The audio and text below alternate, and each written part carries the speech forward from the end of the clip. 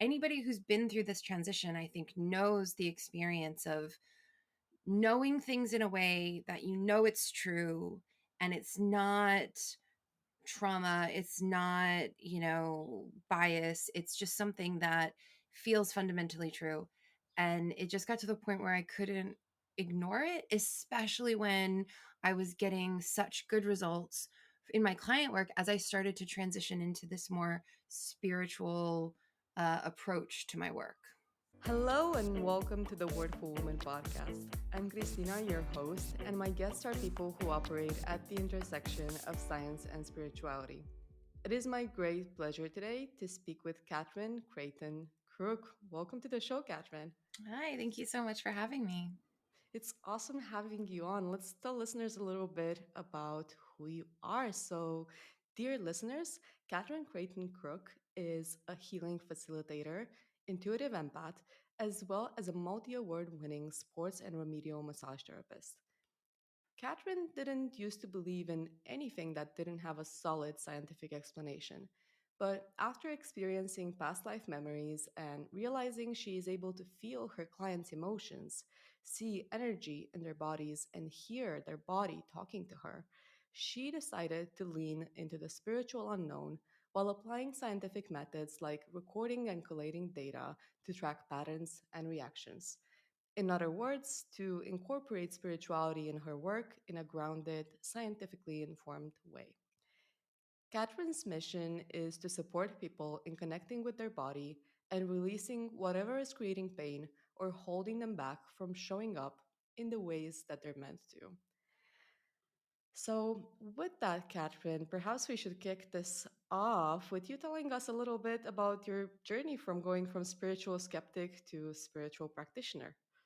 Yep, definitely. Okay, so I, growing up, had experiences with people who would believe that their intuition meant that they were like all knowing and had very interesting perspectives on the world. And so, what I did as almost like I guess I would call it a defense mechanism, but just a way of grounding myself, is I really looked for the logic in things and where there was external proof and objective proof, because that was like I could attach myself to that, right? This makes logical sense. We have evidence for this. And I think that's how I really went into like a very evidence-based approach. And then obviously with my work as a sport and remedial massage therapist, it's like, okay, if we release this muscle, does it make a difference? Yes or no? It's something that both me and the client can see. It's very easy to test, retest, observe the outcomes. And so while I knew people, especially working in the complementary field, who believed in things like spirituality and past lives, and I had actually grown up religious, so I had a belief in God and, some sort of spirituality, for the most part, I was like, okay, everybody can believe what they want to believe, but I'm going to wait until we have some evidence for things. And that was basically how I operated for a really long time. But then, as you said in your intro, I started to like the first thing that actually happened is that I would start to almost feel like I could hear people's bodies talking to me, which I know we're going to go into a little bit more detail about what that means later. And I would say things and people would be surprised that I could feel them. So that was kind of like the first like sprouts of information. And sometimes I would get pictures in my mind when I was working with people and I could see things or I knew things about their past or their experiences. And it really defied my understanding of what was possible, right? Because that's not testable. You can't take it out and kind of observe it. And then as I kind of went more into it, I started having my own past life memories. And anybody who's been through this transition, I think, knows the experience of knowing things in a way that you know it's true and it's not trauma, it's not, bias, it's just something that feels fundamentally true. And it just got to the point where I couldn't ignore it, especially when I was getting such good results in my client work as I started to transition into this more spiritual approach to my work. You talk about having these direct experiences that went against what you knew at the time, and the way that you saw the world. Did you ever doubt these experiences? 100%. 100% I did. And I actually think doubt is a really powerful tool that we have, and we underestimate how useful it can be. Um, Doubt to me is just another way of saying testing it. I think I'm a little bit skeptical of anybody who believes anything wholeheartedly the first time it's presented to them, who doesn't kind of look at what are the assumptions in this, what are the experiences of people bringing this information. And to be honest, to this day, I still doubt sometimes. So I have to look at it as a balance of probabilities and I think also having guardrails in place. So I consider like my ethics and my values my guardrails. So even if there are things that I'm not 100% sure of, I can at least be sure that I'm not doing harm, or as close to not doing harm as possible. But yeah, 100% doubt is a part of my repertoire. Tell us a bit about these guardrails, because I think this is something that's very practical on the journey of changing your mind, even if you don't change your mind towards something spiritual necessarily. But what kind of guardrails do you have in place personally and professionally? If you give Um, some examples. Yeah, so I do have a code of ethics on my website, which you may have seen. And I don't think that encompasses everything, but those are some of the main ones. And the way that I think of these guardrails is I think, regardless of whether you think that people are soul seeds or chose to be human, have past lives, come from aliens, all of these things, the fact is we are living in a human world where there's real effects on human people.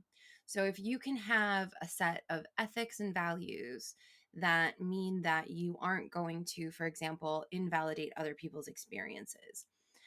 One of my very top code of ethics when I work with people is that your connection to your body is sovereign. And what that means is that if I connect into your body and I feel something, but you feel something different or it doesn't resonate with you, your body, your connection to the body is the one that we go with. And usually I find that it like matches up in the end or something is explained later. But one of the abuses that I think that I see in the spiritual world is that because people believe they have this direct line for channeling or the guides or some, other authority, they start to proclaim their truth on other people and expect other people to accept it, even if it doesn't go along with their intuition. Mm. So for me, having that in place where it's like, no matter what I get, I always know it's coming through my own human filter and my own limited perspective. So if there is a choice between what I'm feeling about your experience and what you're feeling about your experience wins, so to speak. And I believe that means that I'm not going to end up coercing someone into doing something that ultimately they don't feel comfortable with. So that's kind of an example of what I mean by guardrails. Does that make sense? Answer your question?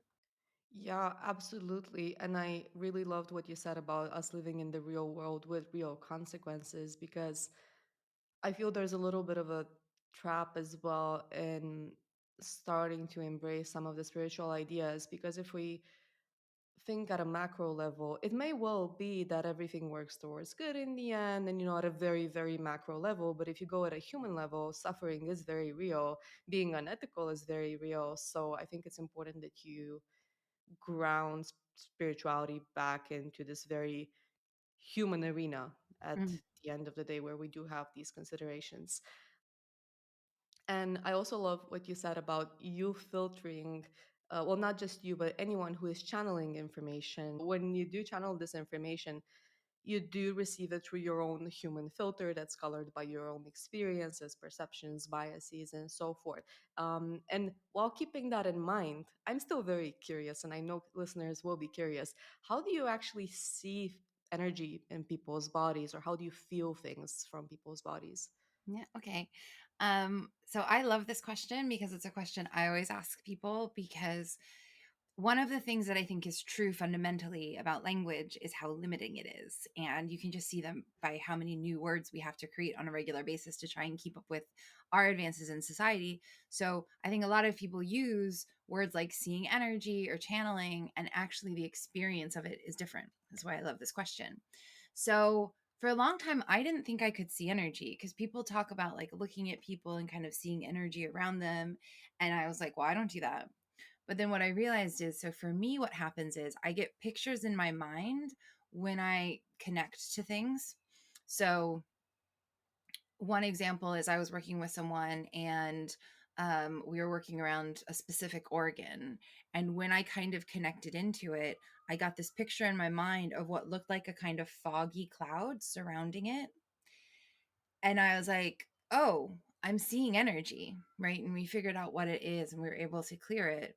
So a lot of times it is that I will get a picture in my mind and I will get a feeling of how heavy it is or how light it is or thick or what it's made of. And then I always try to corroborate that with what my client has experienced. Sometimes it's the same, sometimes it's a little bit different. So that's how I describe seeing energy. It's not something that is like I'm looking at someone and I can see something around them. That's more like I will see it in my head and it will kind of show up in different shapes. What was the other question about feeling? So you've described how you see energy in people's bodies, but another aspect of your gift is also the ability to feel what people feel. So I was wondering how you experience that. Yeah. So that's actually kind of fun because I have to be very careful because initially I would think it was my emotions. So I, for example, would work with someone and release something, and then I'd get really happy and giggly, and I'd be like, "Why am I so happy?" But it was actually the body, right? So it's exactly like when I say I can feel things. So there's two ways. So I can feel the emotions of people most of the time. And what will happen sometimes is I'll connect in to work on a specific part of the body and I'll be like, whoop, there's sadness in there because I'll start to feel sad. I'll start to feel like I want to cry. I've had a client recently and it was like, oh, I feel sadness, but it's pure sadness. Whereas other people, it'll be sadness with grief or sadness with loss or anxiety or nervousness. And it is exactly as if I would feel it in my own body. So it feels like my own experience, but I can tell, especially from having worked with so many clients, that that's not me that's feeling it, it's them. And either I feel it at the same time as they do, or sometimes what will happen is I will feel the emotion and the client will be like, yeah, I don't feel anything. And then like 10, 15 seconds later, they're like, oh, there it is. And then they'll start crying or they'll feel the thing.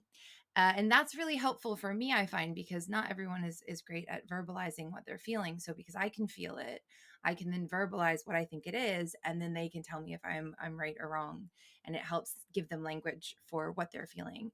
And then the other way is I can sometimes get pains that my clients have. So last year I was working and I do clinic days every once in a while. And the client came in and my wrist started to hurt. And I was like, oh, why is my wrist hurting all of a sudden? Like, this is really Mm. uncomfortable. Like, I haven't done anything to it. And my client goes, oh, yeah, I wanted to tell you my wrist was hurting. And I was like, does it feel like this? And I described the pain that I had in my wrist. Mm. And they said, yeah, that's exactly what it feels like. And then I worked on their arm a bit and did some things. And then I was like, oh, my wrist doesn't hurt anymore. And I was like, can you check your wrist? Does it feel better? He's like, oh, yeah, it is better now. So sometimes I actually feel the physical sensations of what people feel. That must be really exhausting sometimes. So I think one of the things that's really lucky is with my massage therapy background, I did a lot of focus on like energetic barriers and protecting my energy and like, clearing out energy between sessions. So I have a habit of good energetic hygiene, so to speak. Hmm. But sometimes it can be like I always need a break after my sessions, right? When I do, especially like the healing facilitation and that kind of body work, I usually need about 20 minutes after just to kind of like recenter myself.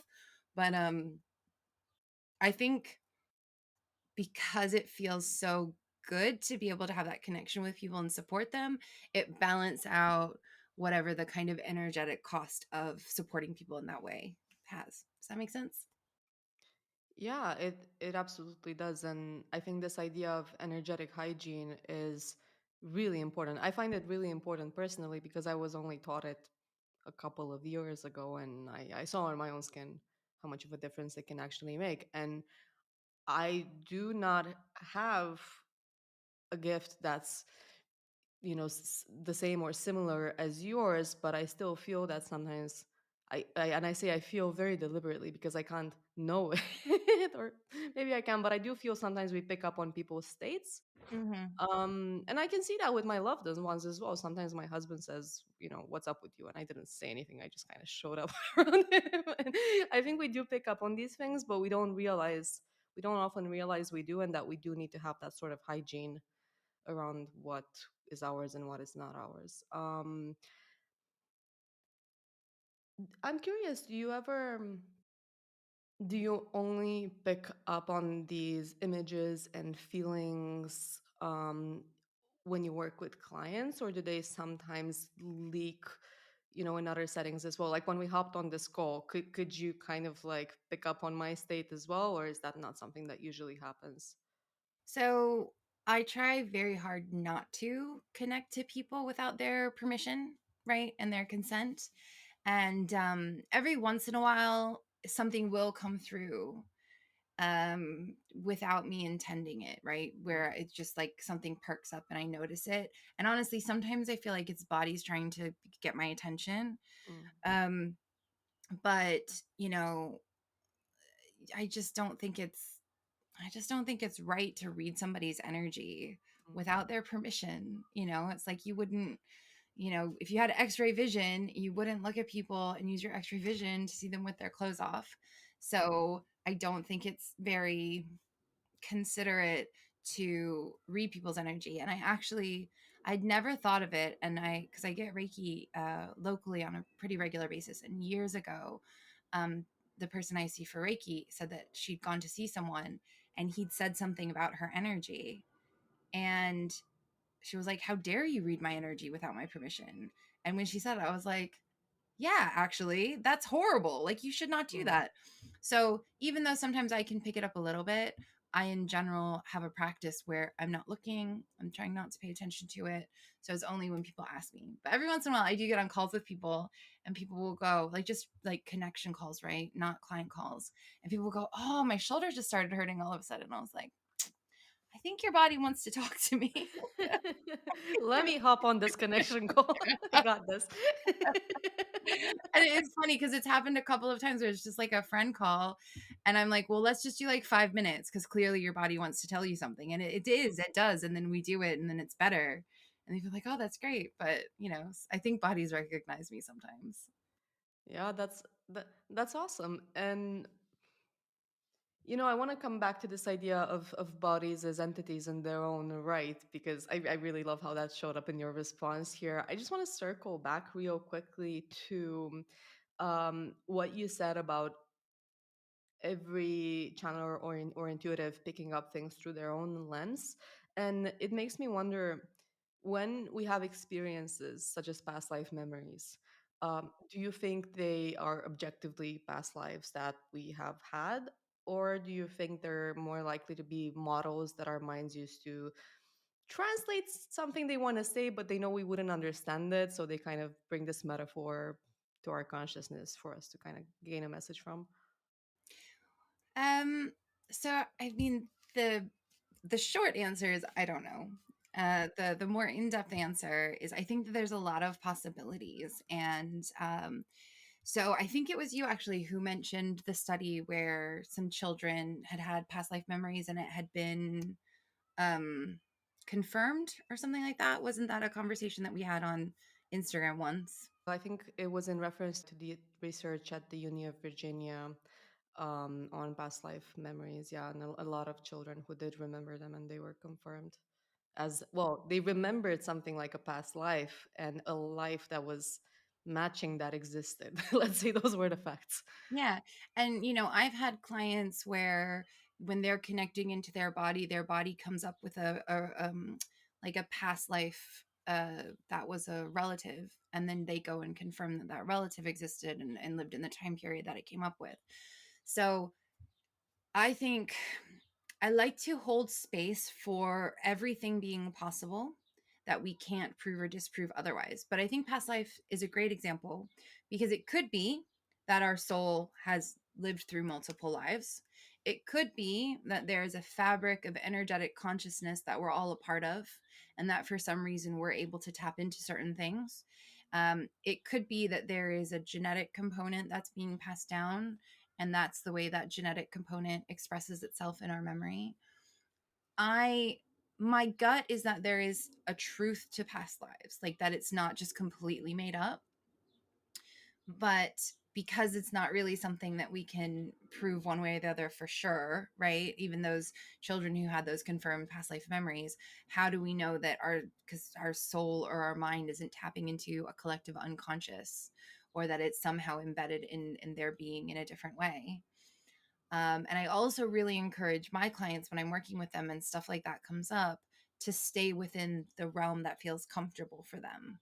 So, in my mind, one, I would say probably 80% sure that there is a past life element to past lives, but I Mm. wouldn't be able to say exactly what that is. There is a connection, especially when it shows up in like fears and traumas that we have that we've never had in our life.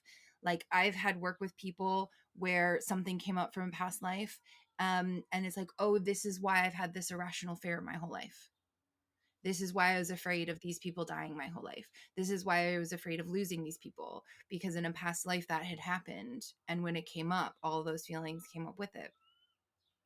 But on the other hand, I don't think anybody has to accept a belief that they don't want to. So if something like that comes up in a session and the person feels more comfortable thinking of it as a metaphor, or more comfortable of like just their body giving them an example, then we go with that, right? Mm. Because I think it's really important that we all feel encouraged to stay within what we feel comfortable with when we're going through things like this.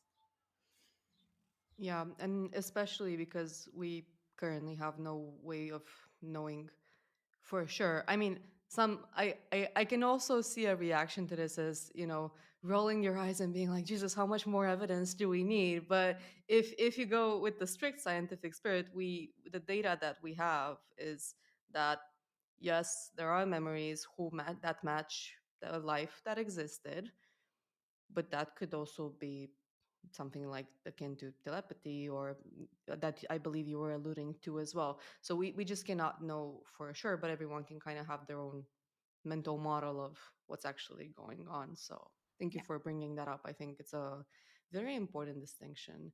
And speaking of mental models, there is a question that I occasionally like to ask on this podcast, Mhm. especially people who can see energy, because I'm still wrapping my mind around what energy is when we talk about it in a spiritual context. So, how would you define it? Oh, that's such a good question. So, I actually believe that energy has a physical form that we can't measure yet, and that it takes up space on some sort of level. And the main reason that I believe that is because when I very, very first started working with releasing emotions from the body, like when I didn't really know what was going on, but I was like, okay, I was just still doing like massage therapy and visceral manipulation. This liver isn't moving. Client, can you open your mind and see if like there's an emotion in here that needs to be released? When I started doing that, there's a massive amount of heat that is released when people connect in and release the emotion or the experience that's being held in the body. And there's tingling as well. And after, people feel like there's more space there and function improves or movement improves. And so all that to me points to this idea that there was something physical that was taking up space and restricting it that now has been released. Hmm. But that kind of defies all of our understanding of matter at this point. So I don't really know how that's possible. But I just like to think, we didn't really know much about electricity before we discovered it, and we have to measure it in a different way than we measure matter, for example. So maybe energy sits in that kind of space where it's an element that we're not going to really be able to measure or test until we have some sort of advancement in the technology that we have available to us to measure it, right? Especially as we get into the quantum realm. And I hesitate talking about quantum stuff with regards to spirituality because I feel like it's really misused in the spiritual space. But I've done like a little bit of research and like learning around quantum mechanics and everything. And it does seem to fit with this idea. So now I'm getting a picture in my head. So like there's so much space in between all of the particles that make everything up. If energy could exist inside of that space, then there could be a physicality to that that we just don't completely understand yet. Because you Mhm. can feel it. You can feel it in your hands. Like shiatsu practitioners learn to feel energetic flow through the acupressure points. Um, Acupuncturists can feel the energy in the pulses in the wrist. So it's palpable. It's just we don't have an instrument for it. So I think like some sort of electromagnetic current is probably would be my best guess at this point. That Mhm. also has mass. You said you got an image. So did you just get an image in this moment as you were talking about this and where you were describing kind of what you were seeing with Yeah. Liam's So I face? just got because I was like, how do I describe this? And I just got that picture and I was like, oh, I don't know how to describe it. Like, what is the other subatomic particle? Like quark and is it quantum foam? I don't know. But anyway, I just got that picture. And I'm a visual thinker as well, and that is one of the challenges. And I would really recommend to anyone who does any intuitive spiritual channeling anything to start trying to identify what comes from me, what comes from where.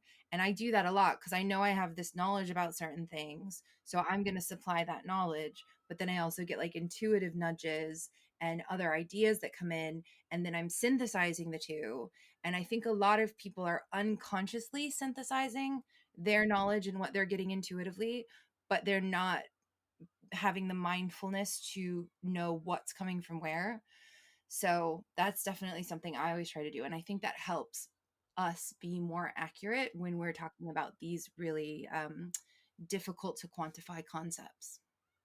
That's really interesting. So the image that you were getting, do you think it was yours? It was something that you channeled, or was it a synthesis? I think it was a synthesis. Mm.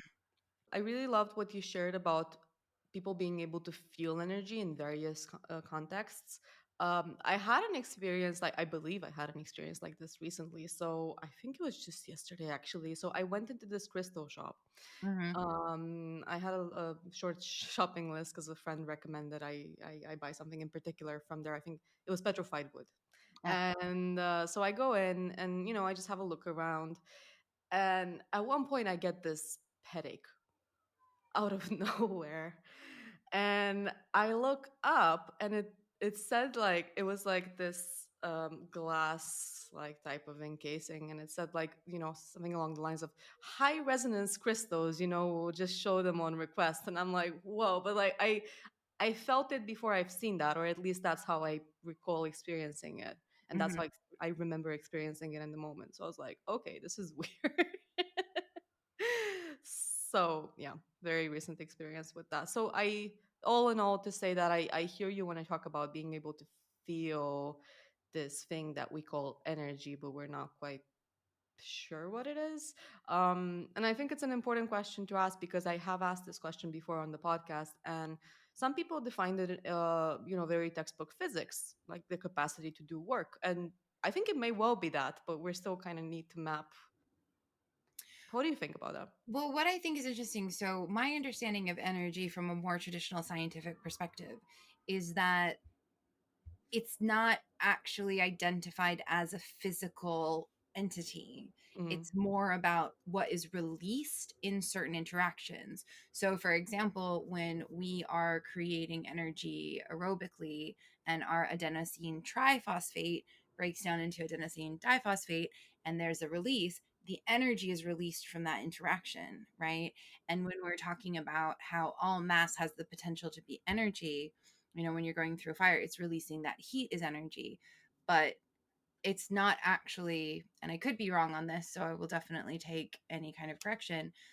It's not identified as like having a substance, like a mass that we can measure. It's more, it almost seems like it's an ethereal substance that's released in reactions that then allows us to fuel things. Mm-hmm. Do you think that's an accurate representation of how energy is described in a more traditionally scientific way? I'm not a physicist, and so I would just as you, I'm a little bit. I don't know if I should give an opinion or have an opinion on this, or if I even can have an informed opinion on this at this point.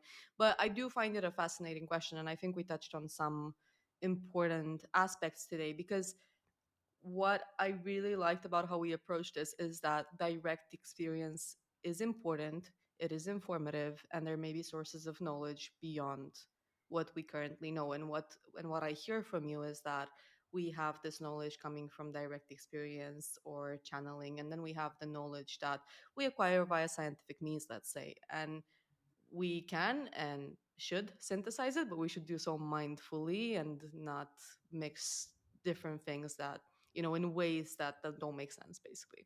Yeah. um would you say that's a good summary? Yes, I do.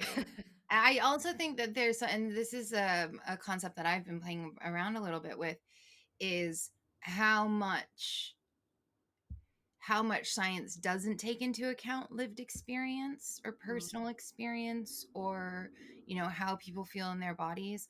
I'm sure you're familiar with the term medical gaslighting, mm, and how there are often worse outcomes for people who are women or who are minorities.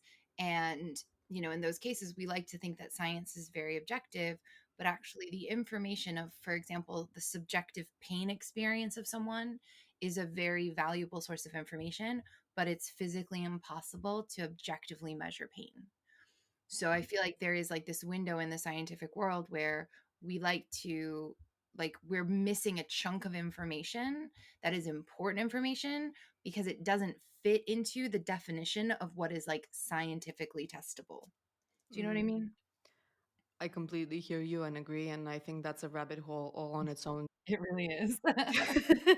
I really love that you brought this up, because I think when we talk about scientific limitations, a lot of things come into play. And one of the ones I'm most fascinated by, and I think we really, really need to tackle, is the fact that science did not develop in a vacuum, independent from human biases and all the nastiness that's in the world, right?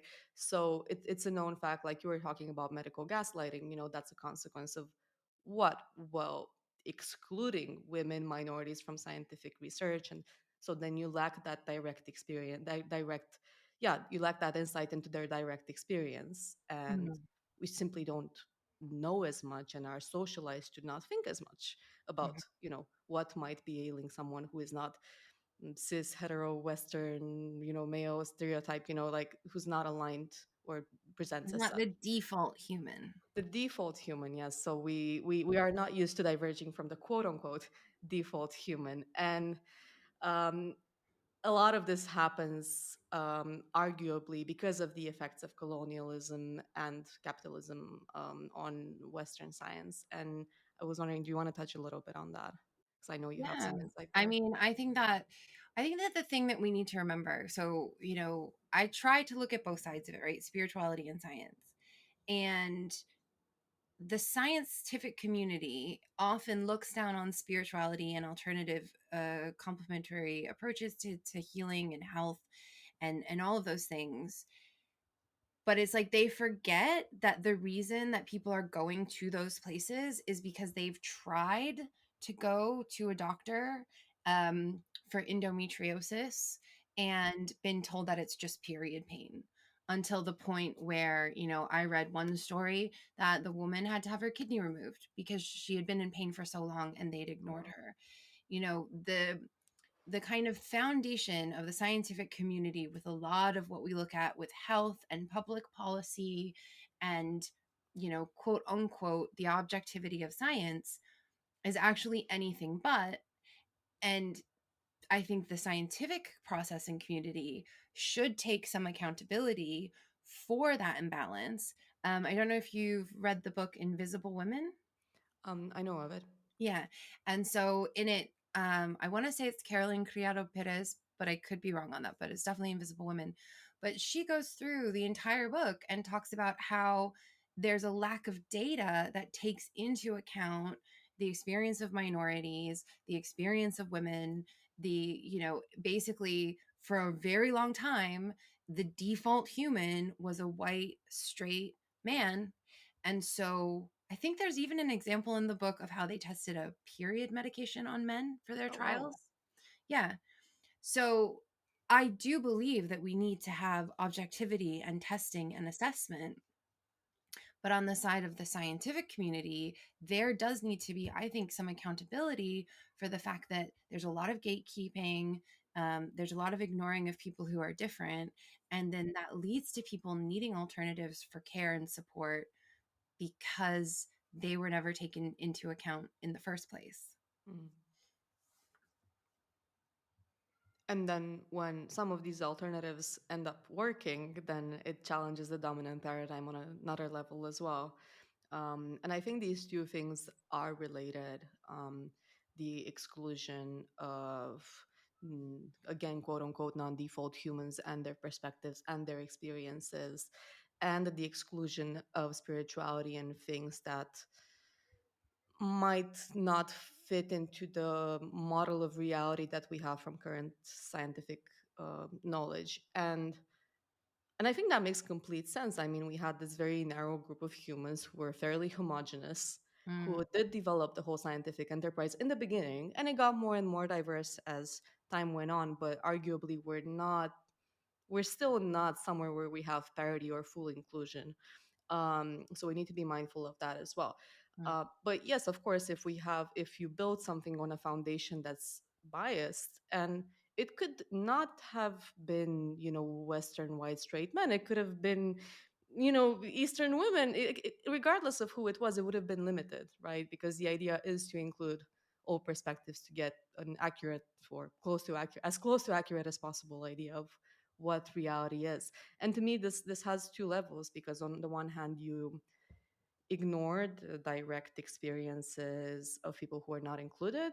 But then mm. on a second level, just the way we think of doing science and how it's been built, the words we use in how we talk about science, these things have been colored by the same biases, and they limit what we can see, and they limit our theories, they limit the tech we have, which limits how much we can look at things like spirituality. And it's multi-level madness.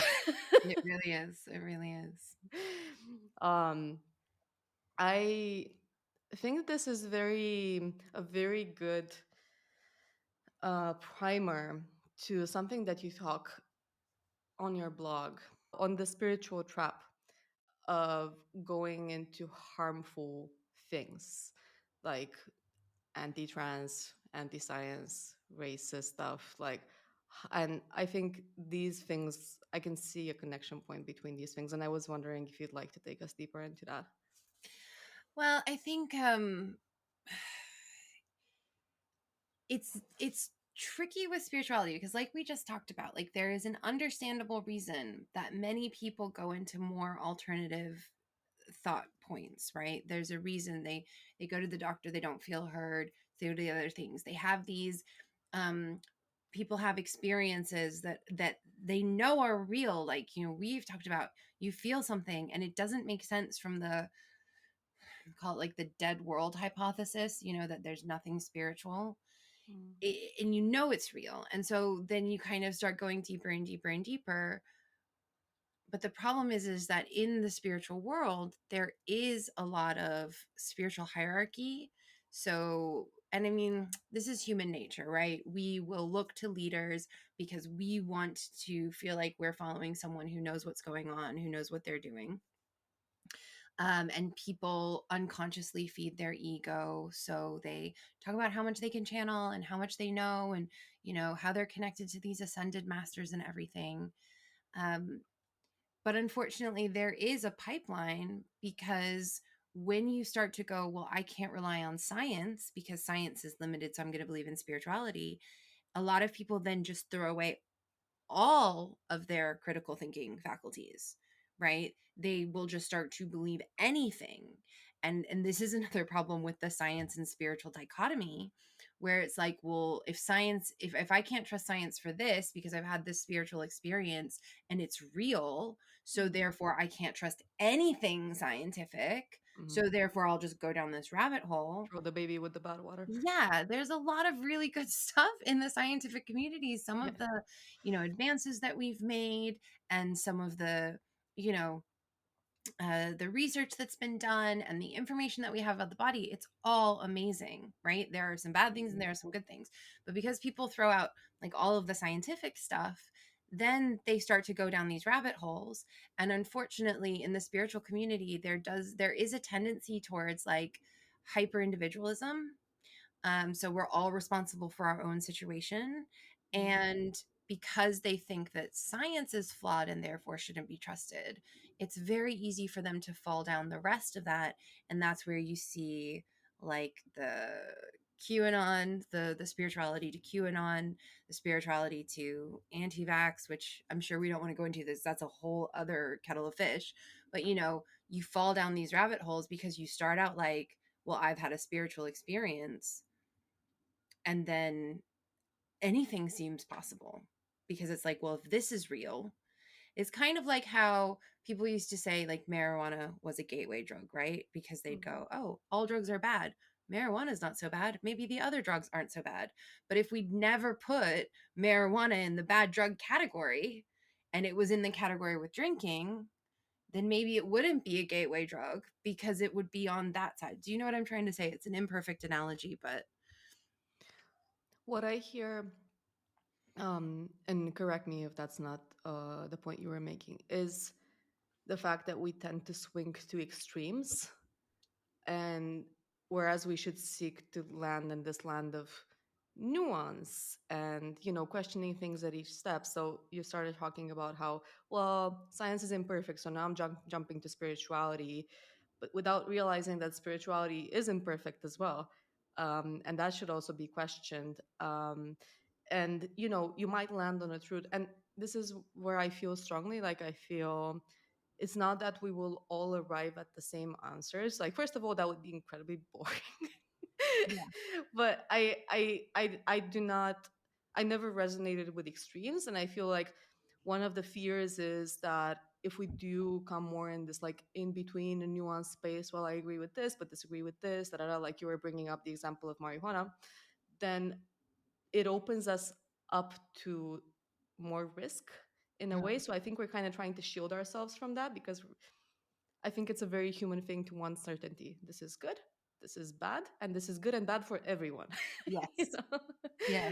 So yeah, that's what I heard from what you were sharing. But was there another dimension to that you wanted to add? Or I think maybe the only other thing is that if we allowed for more gray area, so like you said, this is good, this is bad. We have this science spirituality binary, right? If mm, we allowed for more gray area to say, okay, there are these spiritual experiences that maybe if we have enough people, you know, I mean, like we need to change the way we do science. Like I really like Brene Brown's research because I feel like a social science, it is taking into consideration people's lived experiences, right? So mm-hmm, could we do that with other things? And if we had that in a gray area, then if somebody had a spiritual experience mm-hmm, and it was like, okay, maybe that can be a thing and we can look into it and we can do different kinds of studies and it can be incorporated into the scientific process in a different way, then they wouldn't feel like they're so far to the outside of the scientific realm that mm-hmm, they're going down to, there are reptiles that are running the world. mm-hmm. Do you know what I mean? Yeah, it's like the exclusion furthers radicalization of views. Yes. Yes. Mm-hmm. Yeah, I can totally see that. And I think,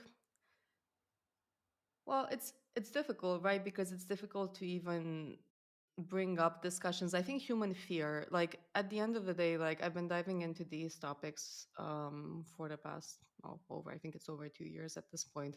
And it's it feels like everything boils down to fear. So I'm not that much about what people necessarily believe anymore. Like I think it's more important how you arrived to that belief. Mm. um we might, that's why I was like, I don't think we're all landing in quite the same spots, but okay, but what was your process of getting there? Because we're all going to be informed by our own experiences, knowledge in different ways, right?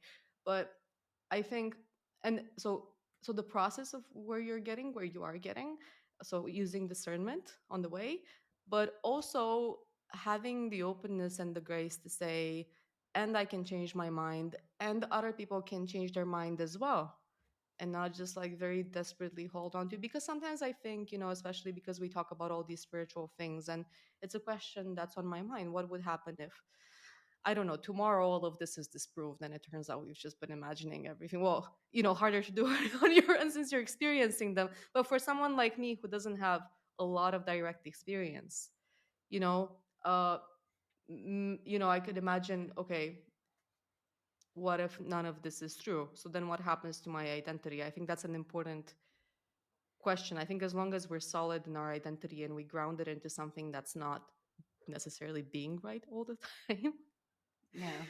then we have way more freedom to go on this like chessboard of nuance and see where it lands us without falling into weird traps that Yeah. can be dangerous.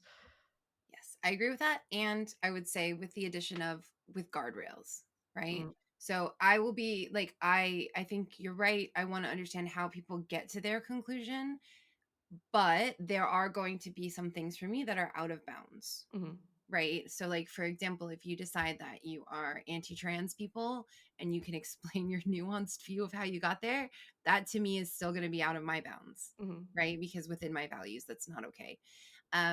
So it's kind of like how you see in the spiritual space sometimes, like there is no right or wrong. And I know that's not what you were saying, but like just as an example. mhm, And I'm like, yes, there is like a massive space in which there is no right or wrong because it's nuanced and everybody can have their belief. But there is a ring around that space where to me there is an objective bad and good. For example, do not murder people mhm, like in cold blood. Maybe if they're, attacking you or something, but mhm, so yes. So I agree with what you say. And then I always just say with the guardrails, with that like outermost perimeter of like, let's accept a lot more than maybe most people want to accept, mhm. but still recognize that there are some bounds that should be held. Yeah, I agree, and I think it's important to raise this issue of values, because we do need those value parameters, and we're not all going. I think this also helps us give more grace to ourselves and other people, just realizing our top values are not the same. So obviously, we will prioritize things differently depending on our top values, and you know you might say, well, I don't want to hang out with you because our values are completely different ends of the spectrum.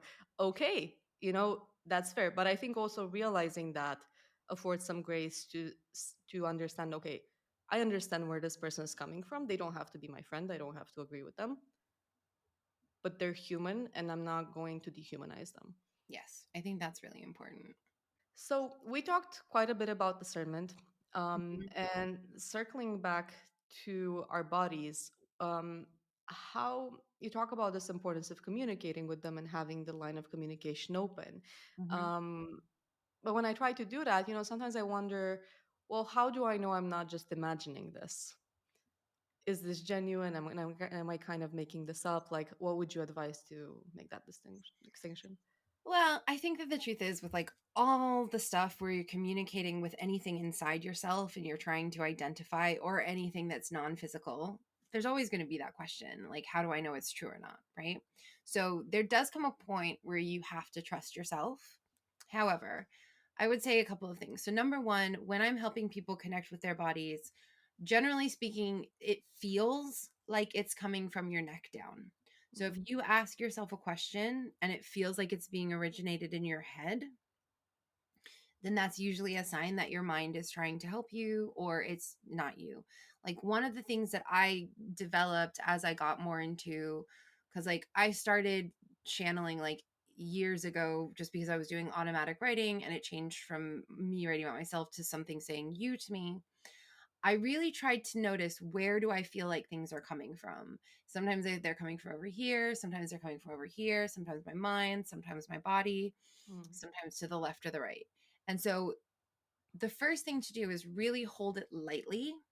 So it's okay to say, I don't know, but maybe it's from below my neck. I don't know, but maybe it's from my head. Like it's okay to be uncertain because that's where you have to start. And then once you go from I don't know, but I think it's here, you'll notice that the more you practice, the stronger it gets. So I don't know if you've heard the saying, neurons that fire together wire together. Mm-hmm. And so the way that I look at that is every skill that you're trying to build, every single time you try to use that skill, it gets better, right? Because those neurons are starting to wire together and build a better connection. So when you're first trying to listen to your body, you're not going to be sure. You're not going to be sure what you're feeling. But every time you even try, you're building that skill. And then the other thing that I always like to say to people is that even if you're 100% sure it's coming from your body, it does not make you obligated to do what your body says.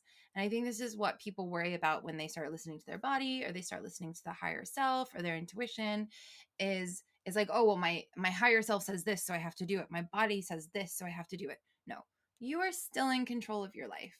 You are still the person with the agency. If your body is like, you know what? I really don't want to go to work today and just watch Netflix. And you're like, well, if I don't go to work, I'm going to be fired. You don't have to listen to your body. Mm. And I think that's something that helps, because I think if your mind or yourself thinks that everything your body says you're going to have to do, your mind's going to run a lot more interference, right? Because it's going to be like, it is like, we are not going to do that. Whereas if you just go, we'll just let the body say what it wants, and then we can negotiate, or we can make a plan, or we can find a compromise, then it'll get better. And then eventually what will happen is that you will know it's from your body.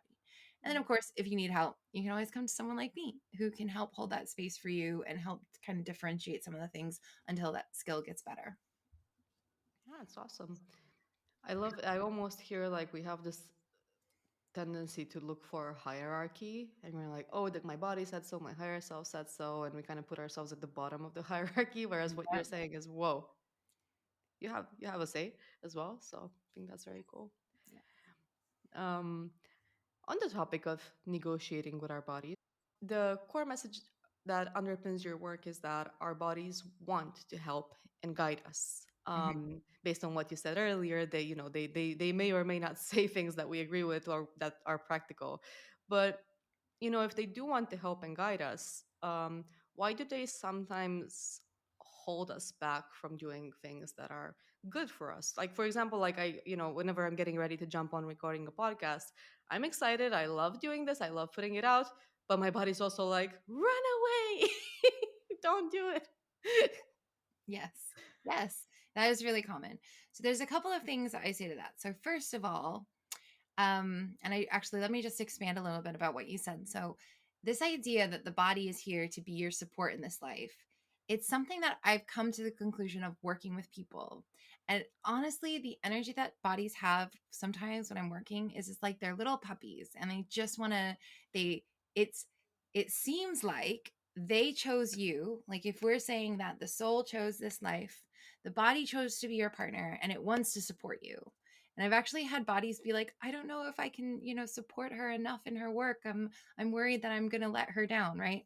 So I really, really think bodies want to be our partner, right? And our bodies have access to a lot more information, because we have so many nerve endings and sensory things throughout our body. But also, the main purpose of our bodies is to keep us alive, right? So the programming that our bodies have genetically through DNA, through thousands or millions of years of evolution before we even reached this level of consciousness, prefrontal cortex development, was safe, fed, rested, right? So our body wants to be efficient. It wants to burn as few calories as possible. It wants as little effort as possible. It wants to keep you away from danger, because that would have kept you alive, and make sure that you have enough food. So a lot of the things that our body is pushing back on are things that it actually thinks isn't safe. And there'll be that like kind of complicated interplay between, like, for your example, why does the body feel the podcast isn't safe? Might be a number of reasons, there. And I'm guessing here, I'm not going to connect in to try and ask your body, but like it might be something like, I'm afraid that I'm going to make a mistake and my guest is going to lose respect for me. I'm afraid that everything's going to go wrong and I'm going to feel super embarrassed. Like, in the case of people who are neurodivergent and have rejection sensitive dysphoria, it is literally painful when a mistake happens or when they get something wrong. So our body will really want to help us avoid that. So the number one thing is often that the body has an experience, and it might be evolutionary, or it might be from childhood, or it might be from an experience you had in your life where it was like, last time we were in this situation or a similar situation, there was pain. So I want to avoid that pain. I'm not convinced that this is safe. So what I recommend for that situation is you can connect into your body, and you can ask it, I'll usually tell people, ask where it lives, right?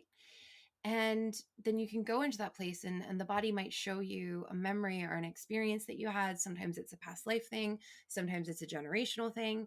And then you can help to clear it. And then usually that fear goes away. So, one example is I had a woman who I was working with, and she, every time she would move forward in her business or do something to like market or launch, whatever, she would get a massive migraine, which would incapacitate her.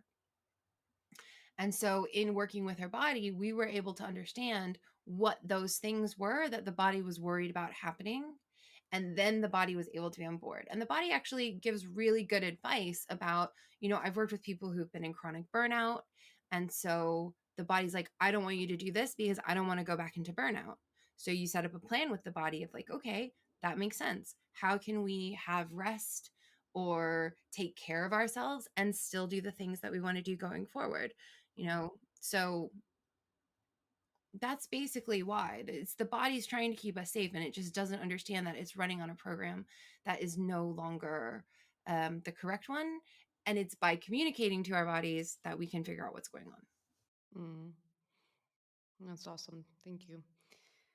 Like, I love your metaphor of a puppy. Like, it also feels like a small kid. It's like, or like a toddler, even. Like, I'm just gonna cry because I'm unhappy, and then we kind of have to tease out what the problem is and what the solution might be from a Mm. more adult type of consciousness. Would that be an appropriate metaphor as well? I think so. The only thing I will say is that the reason I use the puppy is because a puppy really wants to please you. Mm. And a child does sometimes want to please you, but often children are so self-centered because that's where their brain development is. They might not be there. But yes, otherwise I think that's a good analogy. Got it. Catherine, there is a question I really love asking my guests, which is an imagination question. So let's imagine that it's 50 years from now, which is quite a long stretch of time. Yes. And I want to ask you, what advances do you hope that we will have made by then in developing the relationship with our body? Oh, that's a big question. So one of the things that really bothers me is, and we're getting away from this a little bit now, but for a long time, the narrative was that the mind and the body are separate. And even though now we intellectually know that, our muscles can create hormones, that our hormones levels will affect our mood, the amount of how well rested we are, and how strong we are is going to affect our mental health. We still often treat our body like it's just something that we have to lug around. It's like, oh, I have to exercise. Oh, I have to eat right. Oh, I have to get some sleep. Like, we treat our body like a burden. And our body is actually a wealth of information. Like the stuff that bodies have told people to do to help them, some of them have been amazing. Like sometimes it's as simple as like, you need to take the supplement. And then they take the supplement and they're amazing. They feel great. Or you need to eat this food, or you need to do this. And sometimes it's a lot more deep than that. So, what I would love to see in 50 years is that we treat our body as an integral part of us. And instead of treating the sensations we get from our body like annoyances and irritations, we treat them like valuable information. Like, think about how many times, and I'm guilty of this too. Have you had a pain or a nickel?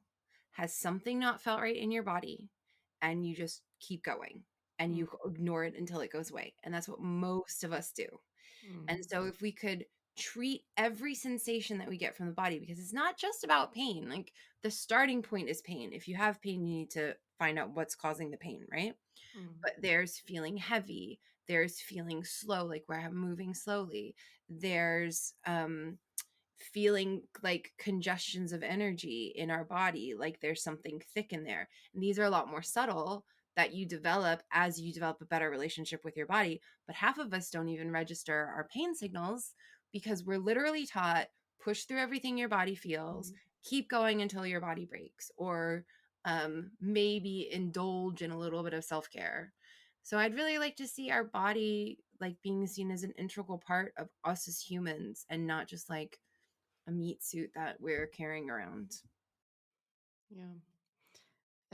I agree. And that whole message of grind, grind, work hard, play hard, it goes so much against our body. So this is a very, very important message. Thank you so much. Lastly, Catherine, I want to ask you, and I know you have a longer answer to this.